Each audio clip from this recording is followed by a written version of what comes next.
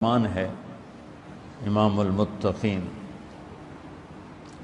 حضرت علی کے بارے میں اللہ کے نبی نے فرمایا من کنت مولاہ فعلی مولاہ، جس کا میں مولا ہوں علی اس کا مولا ہے۔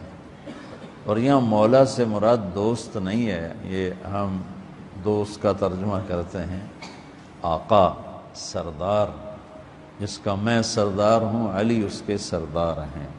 اس کے پیچھے ایک کافی پس منظر میں بہت سی چیزیں ہیں، ان کی صفائی کرنے کے لیے میرے نبی نے غدیر خم پر یہ حدیث بیان فرمائی خطبے میں کہ جس کا میں مولا ہوں اس کا علی مولا ہے۔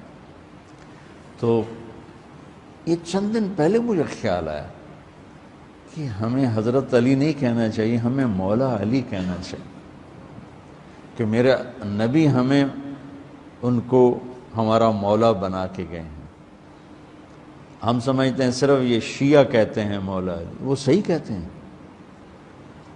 من کنت مولاہ فعلی مولاہ۔ آپ سب کے چہروں پہ میں حیرانی دیکھ رہا ہوں،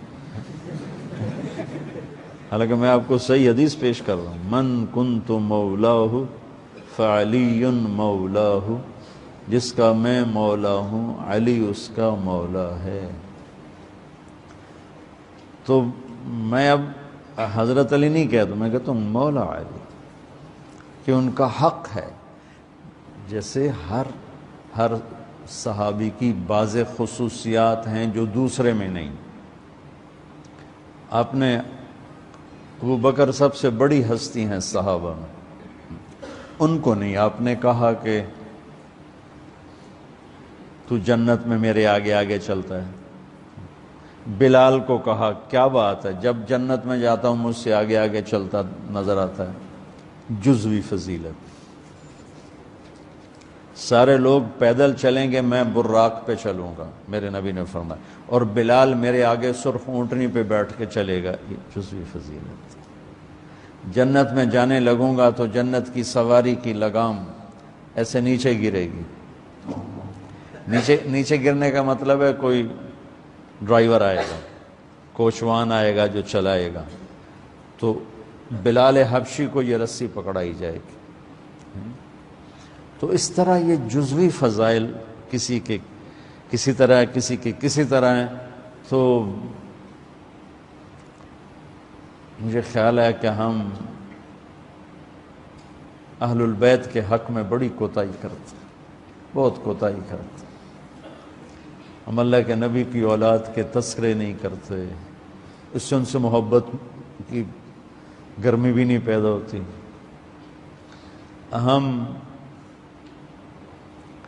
تم میری اولاد کی برائیاں میرے سامنے شروع کر دو تو تم مجھے اچھے لگو گے، اور میرے سامنے آ کر میری تعریف شروع کر دو، چاہے مجھے پتہ بھی ہو جھوٹی تعریف کرنا، تو بھی میرا دل خوش ہو جائے گا۔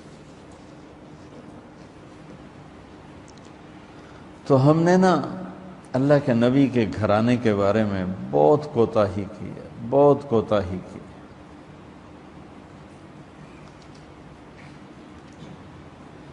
تو تم سنتے رہتے ہو، میرے ہر بیان میں اہل بیت کا تذکرہ ہوتا، اور یہ میرا ایمان ہے کہ یہ میری بخشش کا بہت بڑا وسیلہ ہے اگر اللہ کے ہاں قبول ہو۔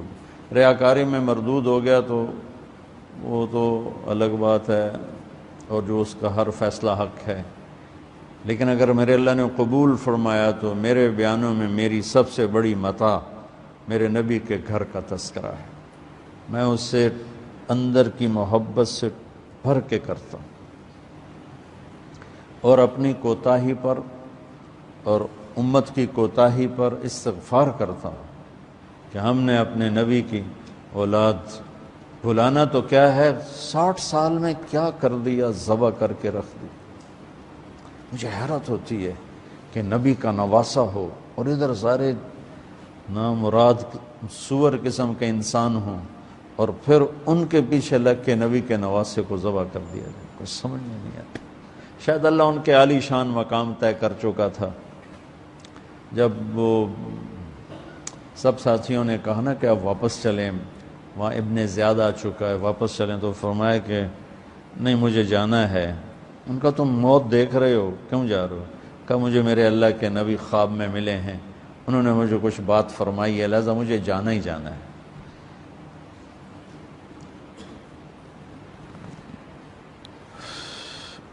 میں پتہ نہیں بیان کیا کر رہا تھا حضرت علی کا،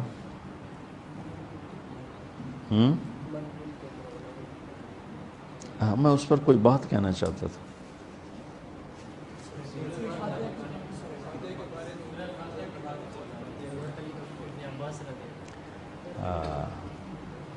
مولا علی نے فرمایا اگر میں سورہ فاتحہ کی تفسیر کروں، سورۃ فاتحہ کی تفسیر لکھواؤں تو 70 اونٹوں پہ لادی جائے گی، 70 اونٹوں پہ۔ اور یہ خالی دعویٰ نہیں تھا، ایک حدیث اور سنو۔ ایک دفعہ عشاء کی نماز پڑھا کے تشریف فرما ہوئے اور فرمایا آؤ آج میں تمہیں سورہ فاتحہ کی تفسیر سناؤں۔ تو شروع کرتے ہیں بسم اللہ سے، اور بسم اللہ کی با سے شروع کرتے ہیں۔ عربی میں تو حروف کا بھی مطلب ہوتا ہے نا، با کا مطلب بیان کرنا شروع کیا اور فجر کی اذان ہو گئی، با چل رہی تھی۔ سبحان اللہ۔